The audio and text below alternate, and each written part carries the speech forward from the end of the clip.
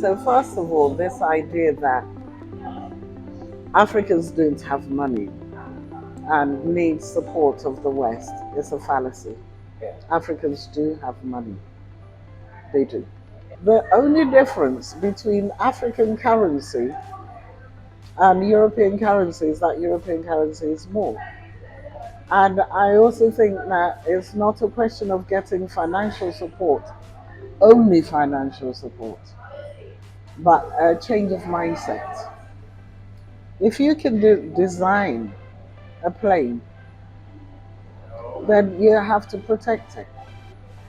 You don't have to wait for somebody to come and give you money because that person who's giving you money wants a share of it. And if you think you don't have any money or that you're dependent on somebody to help you to get your thing moving, that's where you lose your name. That's where you lose the patency. That's where you lose the credibility of your ability and everything you've done. We need to get out of this mindset that we don't have money.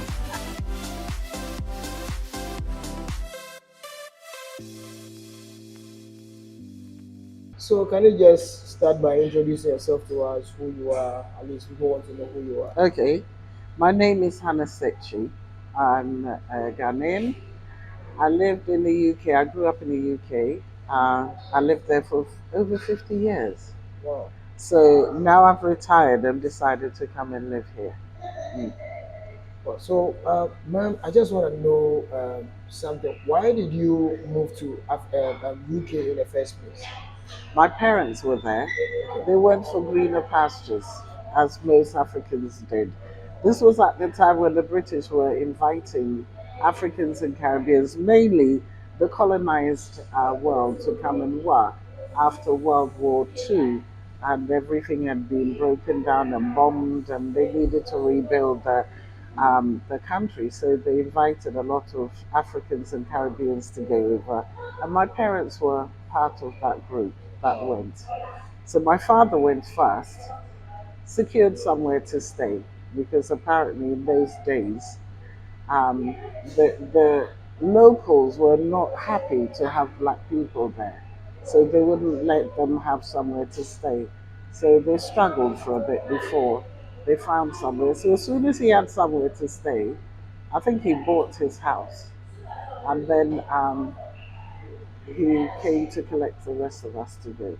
Wow. Mm. So, being in the UK, have you ever witnessed or maybe experienced this racism attitude before in a country? Racism is part and parcel of European community, basically because they were our colonizers, and they need to keep us in that position where they can control our labor and our money and our thoughts and everything. So racism is in schools. It begins from right kindergarten, So you might see yourself as ordinary, but by the time you're 9 or 10, you realize that you're different, that you're black, that you're treated differently. But it doesn't sink in really until you're in the teens, when it becomes really obvious to you. Because sometimes I see educators, teachers would see black boys and say that they are the cutest, when they're at school, junior school and that. But once they reach teenage years, where young boys can be quite boisterous, they start using terms like gorilla for these children. And that their behavior of exuberance, of excitement, of passion is not acceptable to them. So they have to mute them down by calling them names, or just aggravating them so that they behave in the way that they say they are, that they're aggressive, they're violent, and all of that. So that's racism, when you Yeah. incite somebody to act the part. So That's one part of racism anyway. let's look at the bigger picture that we are painting now. You have been in the United States of America for a very long time. UK. UK, Right, United Kingdom, right, right, for a very long right. time. Do you sometimes regret being in that country for a very long time? Absolutely, without a doubt. There's a lot of regrets for living in the UK for so long. Um, if you go when you're older, say at your age, when you know who you are and you know what you want to do, you've studied and you want to further your studies, Yeah, and you know exactly why you're going there and what for what purpose. yeah, Because the mindset that I notice over here is to build. Young people want to build, they want to develop. The mindset over there is to work and to experience life perhaps on a higher level, maybe where they can afford to go on holidays and stuff like that, living as the Europeans do. So if you're older and you go and you have an agenda, so you want to do medicine, you want to do something that's going to help to build your country, fine. The problem comes when you stay there and you have your children, because the mindset of your children will be different from yours. And it takes every bit of an effort you have to get your children to think as you do. yeah, You really need to bring them up. yeah, You know, you cannot leave anything to chance, because the schools will teach them one thing, the media will teach them one thing, the books they read will teach them one thing. And it gives you this false identity that you're a part of the community, that, you know, whereas you might see an Asian as a different person because of what they believe, sure. you know, that they may be Hindu or Muslim and they stand out, they're different in that way. We don't have that luxury. We've kind of given everything into European community, so we feel we're a part, or we're lulled into believing that we're a part of European community, where we have the same names, we believe in the same God. Yeah, A lot of what we do gets lost in the European system, so credit isn't given to us. So, say my name is Hannah. Say I married a European person or somebody with a European surname, and I wrote a book, or I did something, invented something marvelous, and they say this was invented by Hannah Hammond. The name Hammond is European. yeah, So immediately, until you see my photograph, you're going to think it's a white person, and you're going to attribute it to a white person or a European person, let's say. Whereas if an Indian person does it and it's got Patel on it, which is a very typically Indian name, there's absolutely no way you're going to be confused yeah, that this person is this or that. Okay, so one is that you lose your family. If you're not careful, you lose your family. Where the children think that they have the same opportunities as their white counterparts, and they don't. Because they're discriminated against in employment, even in education. You know, that, I mean, I think my son first realized racism when he went to university. Until then, he hadn't experienced any. And there are some black people in Europe who have never experienced racism, wow, because they're doing exactly what is expected of them, which is to serve, to clean, to carry. You know, you're like the beast of burden. You know what I mean? And when you're doing those jobs, they love you, and they treat you so well that you really don't feel that there was any racism. But the money is really poor. So, and they realize that the money is poor. So they might give you gifts like the clothes they've worn. you were raised in UK, right? Yeah. So let's look at this comparison. You have a UK culture in you because you've never learned more about African culture and so forth. So now that you are in Ghana, how do you intend to blend this UK culture and this African culture together to survive in Africa? Okay, so the Ghanaian culture never really left me, because I wasn't living in Britain in isolation. I lived with my parents, who were very Ghanaian. And so they taught me. I learned the British culture because it was what I needed to get on in society. I think European, and but living here, I have to put it into context. So I put it into context, and so it's not. And when I was over there, because I felt so disenfranchised and not a part of the whole system, that I always had to fight for what I wanted, had to argue my way through things, and it was just so tiring having to explain yourself all the time, having to um, ask why is it that this person can do this and I can't? Why has this person been given privilege over me? Or, stuff like that. I started looking towards my own because at some point I realized that as much as I'd like to think that I'm very much a part and product of British society, they've never, ever let me forget that I'm different, that I don't belong.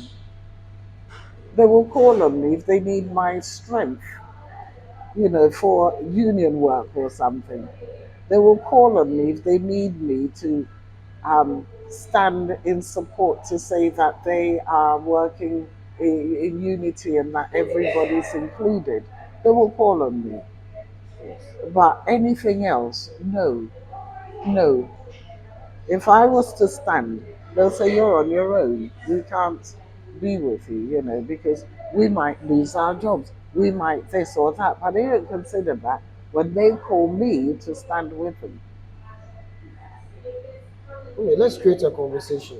Um, Americans and the Europeans and so forth, apart from the Africans, are trying to bring in a culture to Africa that by force Africans has to take those cultures with them.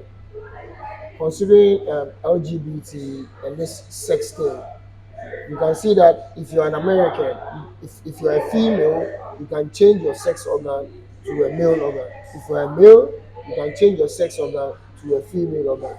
So they're bringing those kind of culture and so forth, or maybe those attitude in Africa.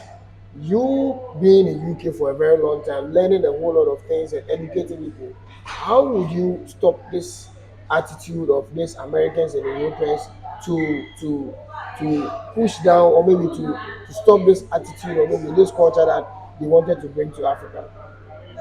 I don't know if it's a cultural policy or what actually that they're doing. I have no idea what that is all about. Um, as far as I knew, to begin with, it was a case of same-sex marriage. Yeah. I'm giving um, the homosexual community freedom of expression within the community. And in that part, I agreed with because I kind of understood that people are born different. We're not all born the same. And unless you're gay, you can't really speak for a gay person. And so if a gay person says to you that they're born this way, you have to hear them and you have to hear what they have to say, and their lifestyle doesn't impact on me or my children or anybody in any way, so I didn't have a problem with it. It's when it starts to have an impact on children, on everybody else, that is a problem. Okay, now this LGBTQ thing that's being talked about, and I'm not sure that it's a European thing that all Europeans agree with. Because a lot of what I hear is parents, and I'm talking white European parents and American parents, speaking up against it because they're bringing in a rule that a parent cannot stop a child from deciding that they want to be a girl when they're a boy, and that if the child wanted to go through the change, which they clearly cannot at that age, that the parents won't have a say in it. Now that I don't think anybody agrees with, and I don't agree with that. And So if they push that in as part of the LGBTQ thing, it's ridiculous. And then people have conversations about um, whether you're biologically male or biologically female. It goes as far as into sports as well, where women have more testosterone than other women, and so they perform better. Their sex is not quite clear whether they're a girl or a boy. So it's a much, much bigger picture that I can't speak much on, only on those gay rights, being able to live their lives fully, because I see that in place in African community as well. It was there, has been, and I'm not same-sex marriage, but gays have always existed in African culture. So, in case Africans have this capabilities of doing a whole lot of things, exploring and so forth. If you could see, mobile phones, airplanes, and so forth were invented in Africa, but because we were lacking a bit of knowledge about how to make it, what do you call it, blend it to be something that a whole lot of people will use it. We lack that. So in terms of monetary aspect and so forth, because they don't have anybody to support them when they have those kind of mindsets of inventing something. So you being a diaspora, you being an African, you living in UK, learning a whole lot of things. If an African has this ability to invent something, what will you do to the African in terms of inventing into the thing to produce a whole lot of things for people to use in Africa? All right, so first of all, this idea that Africans don't have money and need support of the West is a fallacy. Africans do have money. They do. And this is something that we've been discussing for quite a while. I mean, I know you disagree with me. The only difference between African currency and European currency is that European currency is more. And I also think that it's not a question of getting financial support, only financial support, but a change of mindset. If you can design a plane, then you have to protect it. You don't have to wait for somebody to come and give you money, because that person who's giving you money wants a share of it. And if you think you don't have any money, or that you're dependent on somebody to help you to get your thing moving, that's where you lose your name. That's where you lose the patency. That's where you lose the credibility of your ability and everything you've done. We need to get out of this mindset that we don't have money. I compare myself with the average Ghanaian, and when we go to a funeral and we're all dressed up, standing next to a Ghanaian, who's someone who's born here. I mean, I call myself, I am a Ghanaian, but from the diaspora, I'd say. So when I say Ghanaian, I don't mean to say that I'm not. Someone who lives here and me, who's just come here, the difference is huge. They are so much more well dressed, coordinated from head to toe, including handbags that I can't afford.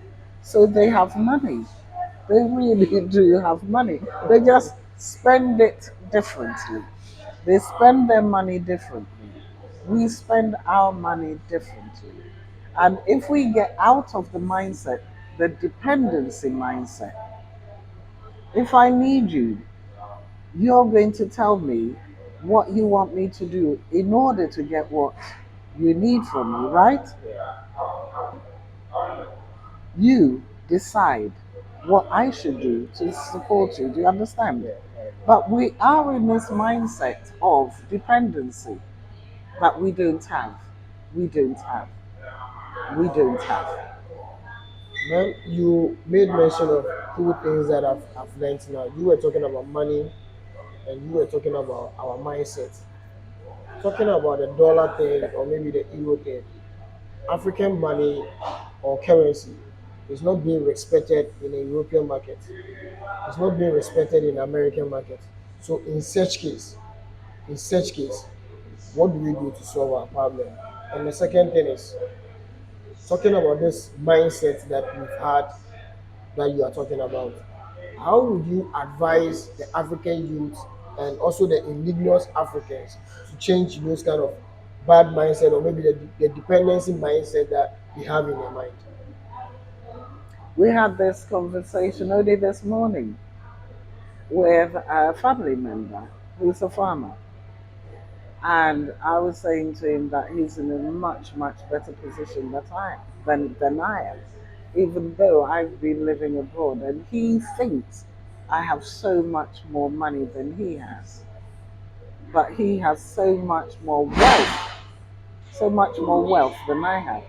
He's got a huge land that he works on.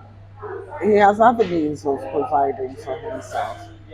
And what he earns per year, I don't. But he sees himself as poor.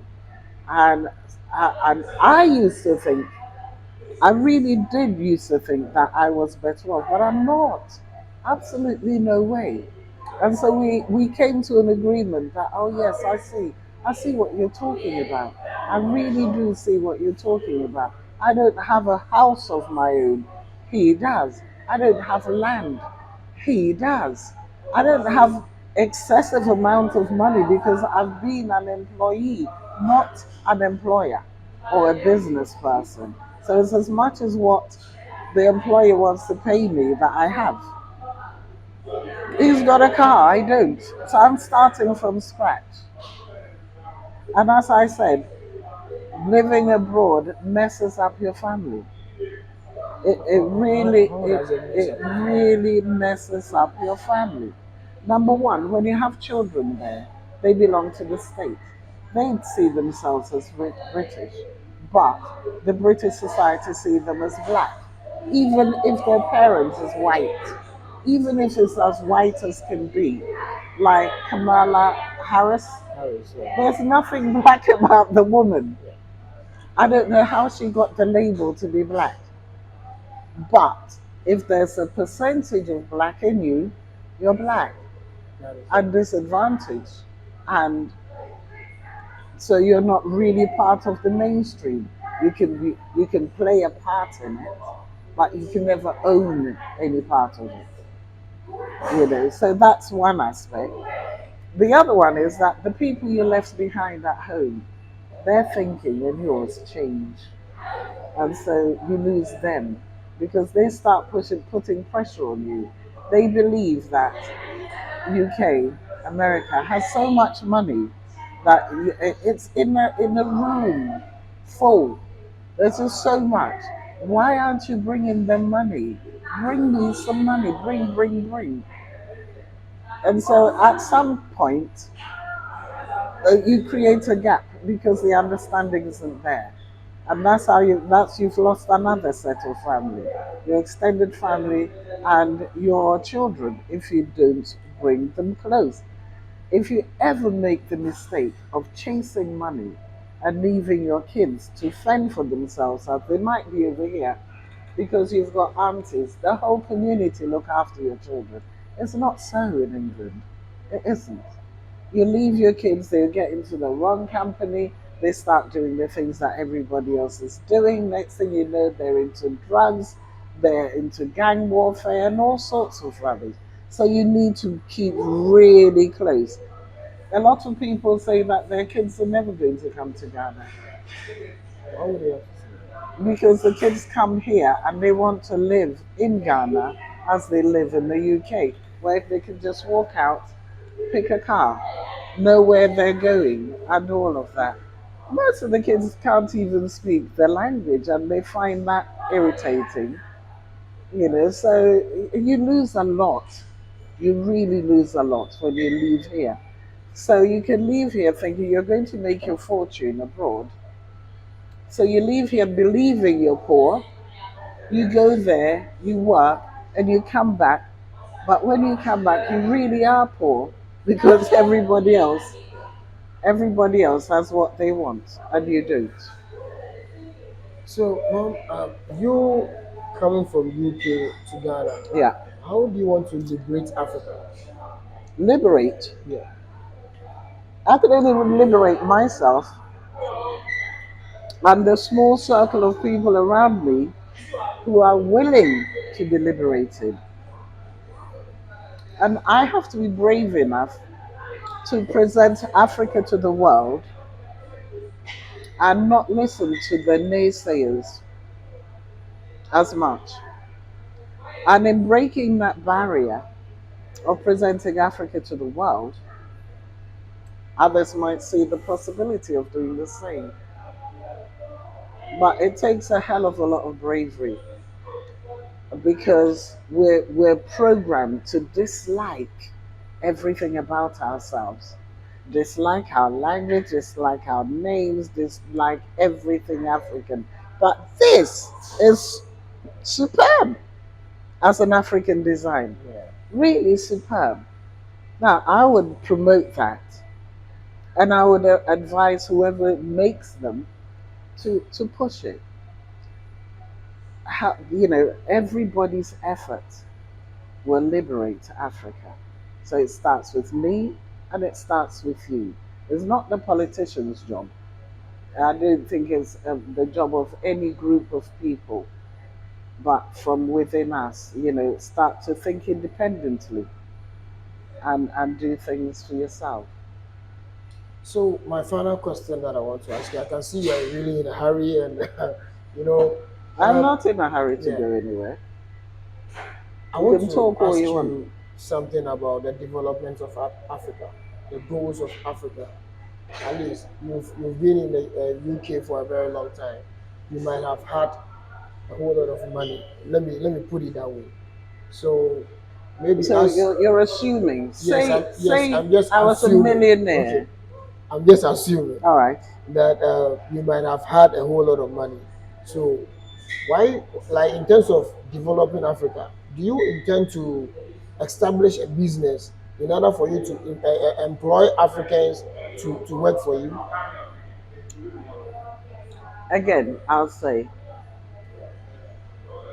you don't actually need a lot of money to do anything here. You really don't. As those who live here demonstrate, women. I mean, how is it even possible to start a business with something as small as £50? It beats my brains, but people here do that. And with £50, they go on to take their kids to school, and they go on to build their own homes. Do you see what I'm saying? So you don't actually need a lot of money to start a business or to begin to see how you might provide for yourself. But when you're asking if I had a lot of money, I don't. And nobody needs a lot of money. What you need is an idea that will work, an idea that you've thought through, an idea that you've practiced and know works. And then you can implement it. Start off small, like the ladies do with their 500 CDs.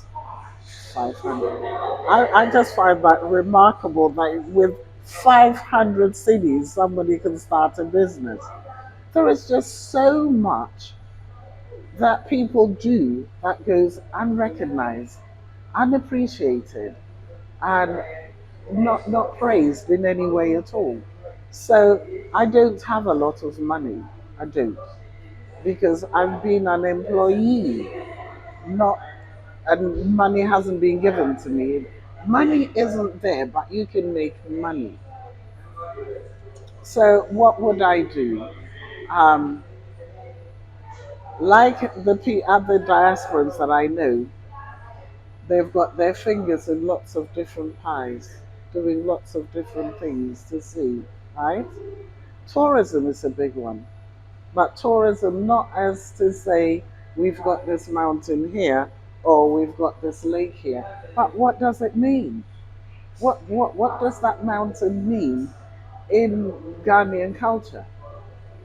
How do you, as a diasporan, relate to that?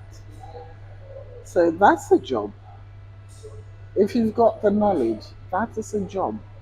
Explain to the person coming in what that mountain means to you, how it plays a part for you as a person, for the community, and holds everything together and links to your culture. That's a job. Yeah. The other job is water. We're polluting our water everywhere, but we need water to drink. People often sit there and say, we don't have money, we don't have money, we can't get money. But yet, if somebody was to die today, the amount of money they come up with, where did that come from? It's just prioritizing what you spend your money on. Do you know what I mean? If the whole community got together and said, we're going to do a project together to boost ourselves, a small community of, say, 200 families, a little village, I'm talking about, and they've got no water. If they all pull together and dug a borehole, from there, go on to selling the water.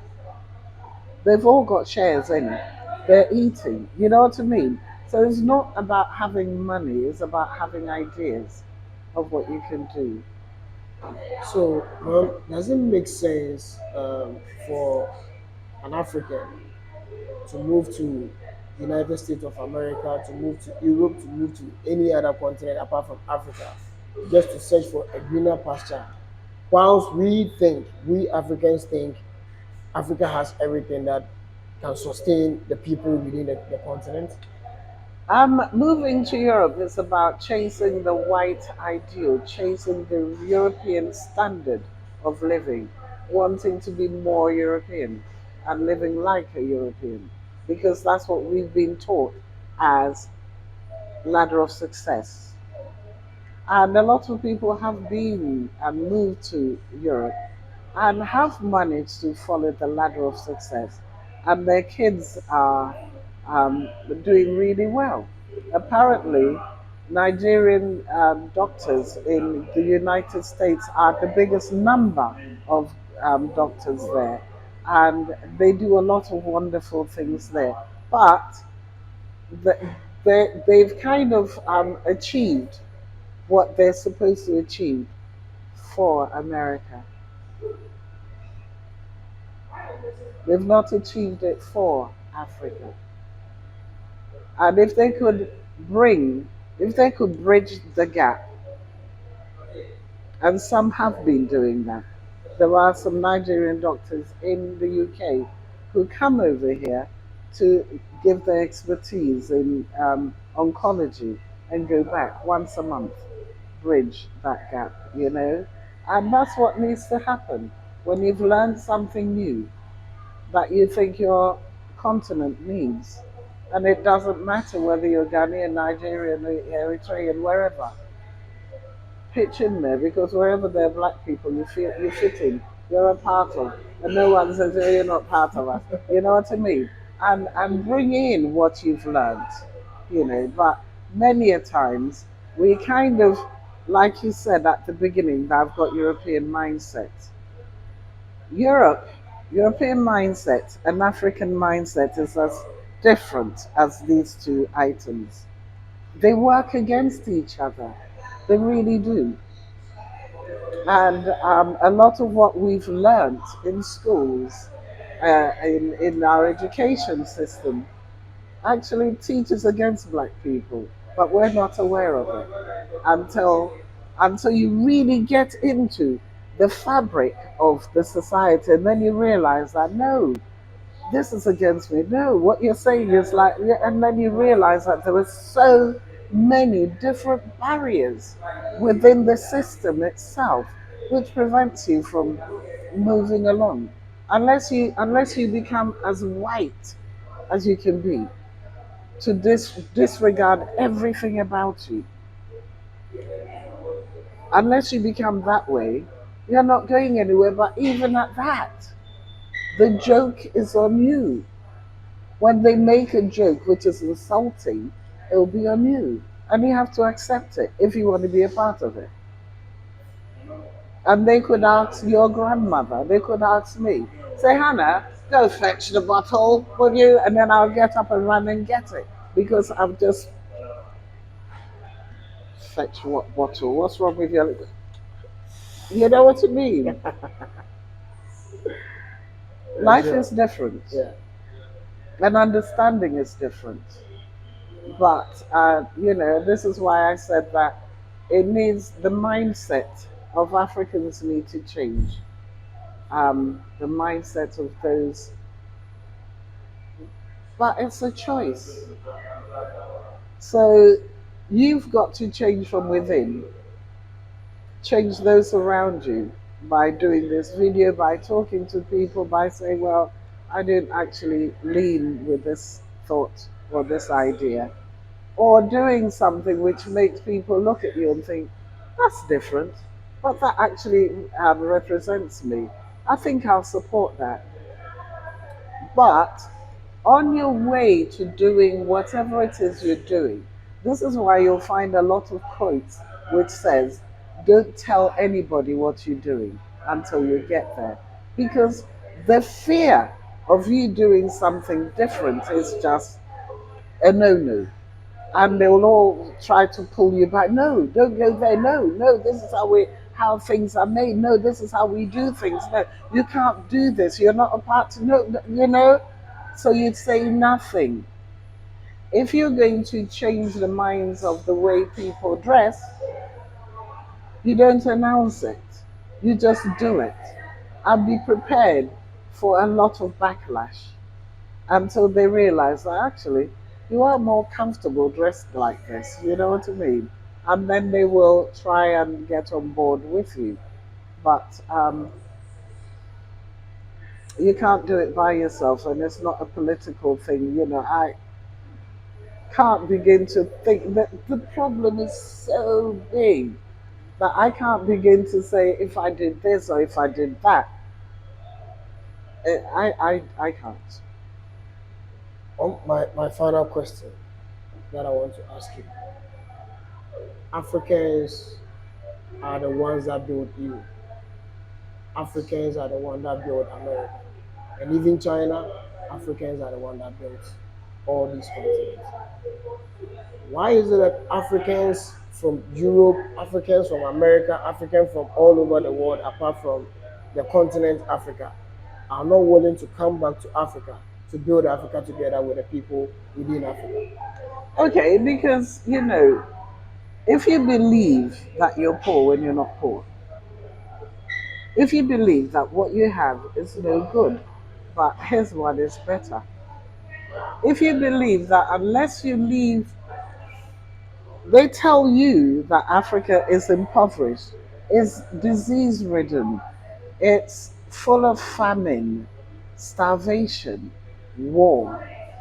You start to believe it. You yourself, as a black person who lives in Africa, who don't experience that, actually believe that Africa is impoverished.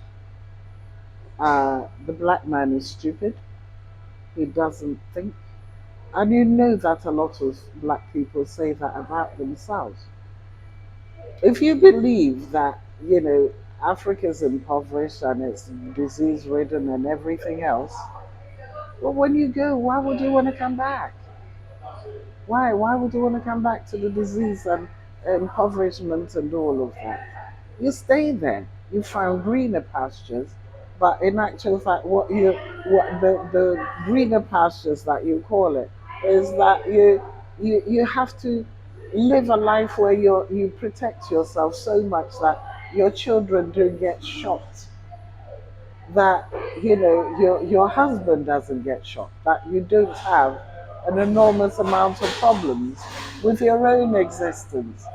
You've got the gold, but you can't leave out to enjoy it. And the noise is No, bothering it's you, okay. right? It's okay. Let's go. Alright.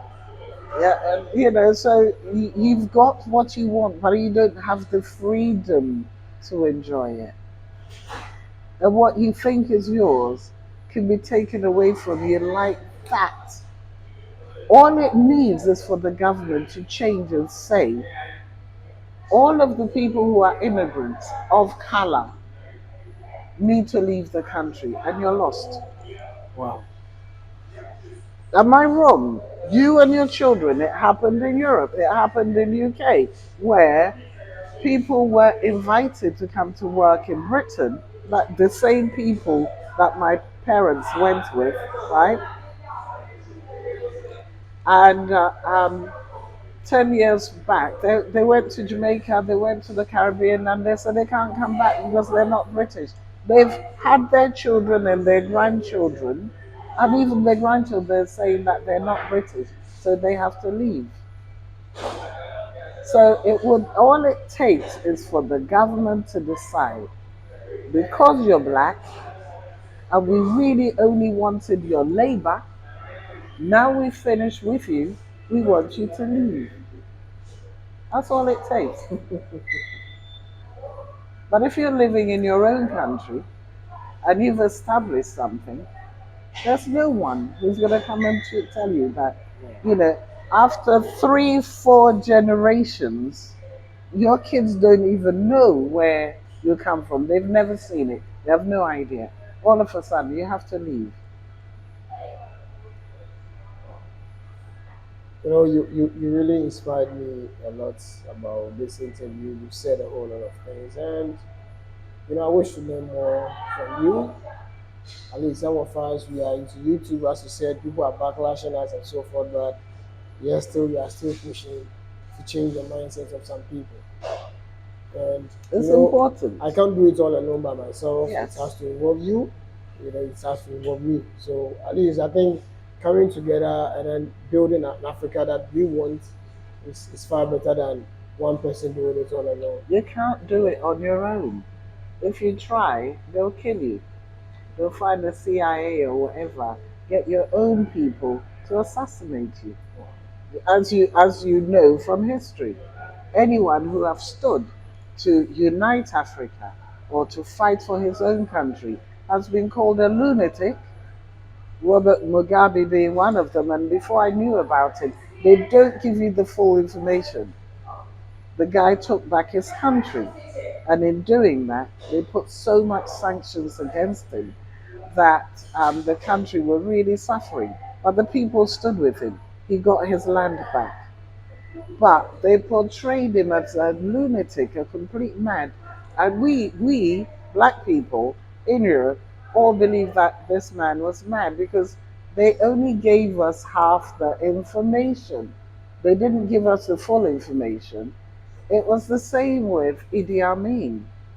If that man had not taken away the Indians from his country, they had no rights.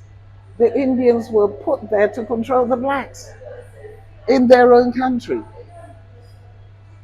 And he got rid of all of them, and he had to keep the doors shut to prevent the thing being reversed.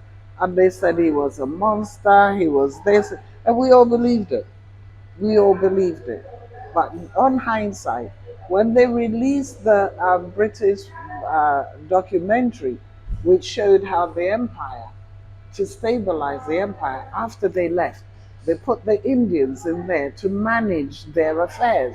So the Indians were in high office, they were the ones who were controlling the system that kept the country going. And the blacks, whose country is, had to worship the Indians. So the ones who survived were lunatics, the ones who didn't survive were imprisoned or shot dead by their own people and give them money and they'll shoot them. So one person can't do it. Because if you disagree with me and somebody comes and says, "Look, I'll give you 500 cities, go and kill her," he'll do it because we believe we're poor. And if you stop believing you're poor and you believe in yourself as a person, there's no way that you're going to give me money to kill my brother. I'm going to say, "Yeah, all right then." No, no, it's not going to happen. And that's where we need to get to. The mindset needs to change. You're not poor. You're not. There is money in the system. You don't need somebody. So you don't have to be on your knees begging for them to help you out. You don't need their help. They need you. They need your strength. They need your ideas. They need your, and you have to value what you have. Because if somebody comes to you and say, come, it's because they've seen something in you that they see valuable. You have to see the value in yourself so that you're not begging and being tossed and thrown to say, you can do this or that for me. And you know what hurts me about Galamsey? You know what really hurts me about Galamsey? You've got our young men and some women who are digging gold. They're covered in filth. Some even die. They're polluting the waters. It's not like there are machines there that are digging for the foreign companies who are there. They've dug some, but this is done by hand. The majority is done by hand. People are doing this and polluting the waters. And then when they get the gold, they take it to the people who are buying gold and they tell them how much they're going to pay. It's not like I've dug up the gold, this is worth 80 million, take it or leave it because I can use it in my country. No, they dig it and they give it away. And he says, I'm only going to pay you 20 cities. I said, boss, put five more on it. No, five. No, no. Value yourself. Value what you have. Use your own strength for yourself, for your country, for your children. Use what you have. Value it. I value farmers so much because what they do, there's just no way I can do it, but they don't value themselves. That's so wrong. It has to change. Wow, so as Mommy said, it has to change, and it's true, it has to change. We need to change our bad mindset. We need to change all these negative things that we are thinking. We need to change it, and we need to make sure Africa move to where it's supposed to be. And as you are watching, please subscribe to our channel. Mom, you have something to tell your people that will be watching you out there on my YouTube channel. Be strong, be brave, believe in yourself, do what you know you can do, and do it well. Don't wait for somebody to tell you it's excellent because you are excellent. Guys, I know mom says do what you know you can do best, and I know you guys can subscribe to my YouTube channel. I know you guys can share my YouTube content. I know you guys can do a whole lot to like my videos and so forth. So keep on doing that and keep on doing it and do it and do it and do it forever and ever. Amen.